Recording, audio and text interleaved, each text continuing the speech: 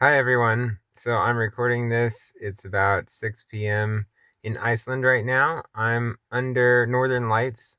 They're going on, very beautiful, for a second night. It turns out that the lights the previous night, the night of the 10th and 11th, were the best that many of the tour guides have ever seen in their entire life. Tour guides that actually take people regularly to see Northern Lights. So pretty incredible because my wife dreamed that it was a night with glorious Northern Lights when we were raptured right out of our bedroom. That was her first rapture dream. So it could be tonight, guys. It really could be. And I'm watching tonight for the rapture.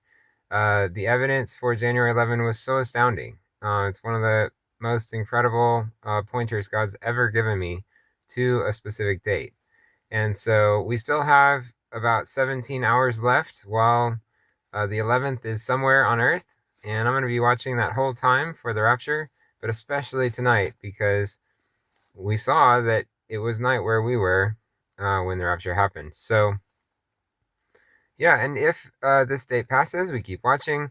As I said in a previous video, I'm going to also be watching the 14th if this day passes because there's some really interesting stuff about the 14th of January. Said that in my last main video. Um, and it could just be a different perspective that renders that the ultimate watch that I'm not currently seeing.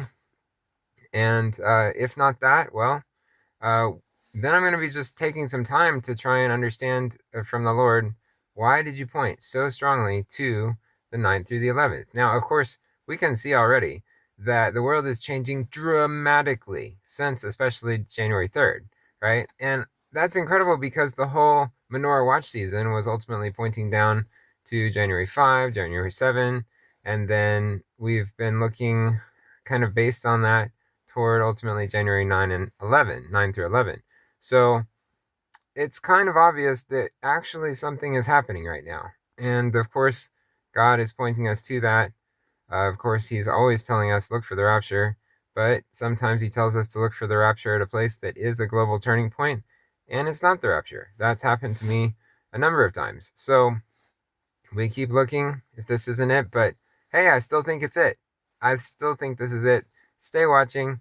Don't just believe, oh, well, like we got there, now we got to come up with a new theory.